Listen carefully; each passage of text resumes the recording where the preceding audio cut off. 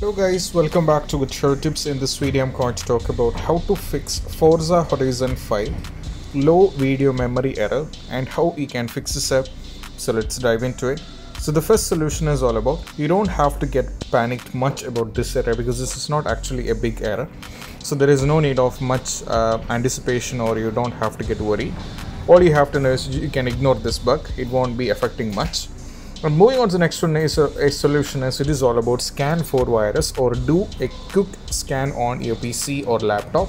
So to do this you just have to go over here, go to settings. From here you just have to click on update and security. From here you just have to go for Windows security. Now you just have to click on virus and protection. Now there is an option called start actions, right? Scan option, you have to click on this. And they're asking for a quick scan, so just go for a quick scan. So it's going to take a little bit of time. After that you can do a respective action on this, and most probably you will be able to fix the issue. Even after trying this, if it's not working, then it is all about how to fix. It is all about you have to close background running task. So to do this you just have to go over here on task manager, and you have to check if any big things are running in the background. Then you just have to, what you have to do is you just have to end the task, and that is what you have to do.